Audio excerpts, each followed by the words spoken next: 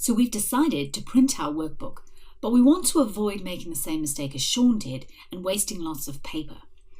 So first thing we're going to do is do a print preview.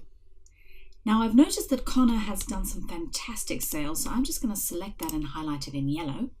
That's actually a very dangerous thing to do, you'll see in a moment. And now I'm going to do my print preview. So I'm going to come to File, come down on the left and click Print.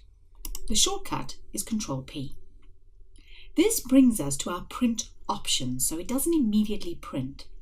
And here we have a really useful one-stop shop where we can see our print preview, adjust some of our page settings, and adjust some of our printer settings. Now that's looking great, but there's one important thing you have to check. Down here at the bottom, it tells you how many pages you're going to print, and I'm printing one of 79. That's a bit unexpected. I have these little arrows to either side which allow me to scroll through all the pages I'm going to print. So let's see what I'm printing. Oh dear.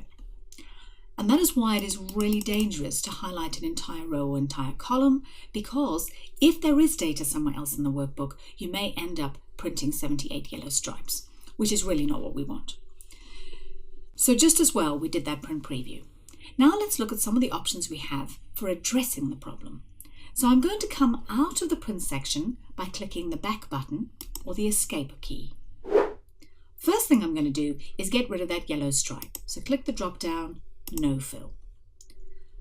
If I just want to select a row of data, a really nice shortcut key, click in the first cell, then press Ctrl Shift right arrow, and this time I'll just highlight the actual data. But I still have a bit of a problem in that I obviously have something somewhere else in the workbook which is causing it to print a much greater area than I really need.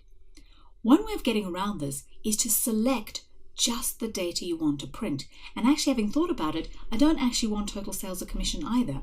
I just want these first three columns. So I'm now going to select just the first three columns in the heading, and I'm going to press Control-P this time,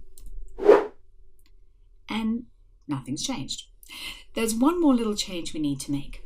I'm going to come into my settings, and at the moment it's set to print active sheets, which means everything in the current worksheet. If I click the drop down, I can change that to print the entire workbook, maybe a bit dangerous, or print selection, which is just the data I have selected. So let's click on print selection, and it is printing just the data we want to see. And down here we have one of one. Much better. Before we come to print though, there are a few other little things we can adjust in our print options. We can make some simple changes to our page setup. So for example, I may decide I want to make my margins very wide or very narrow. I can also change my page orientation. At the moment we're in portrait, but we can switch that around to landscape. You can also change your paper size, but make sure that this matches whatever's actually sitting in your printer. If you have a fancy printer, you can choose to print double-sided. And then, of course, it's very important to make sure that you're actually sending it to the correct printer. Once you've checked this and adjusted it to the correct number of copies, click your print button and off you go. So that is how you can use your print preview to ensure you're printing the correct thing and make some simple adjustments. In the next video, we'll look at some slightly bigger and more complicated spreadsheets and some of the more advanced print options we can work with.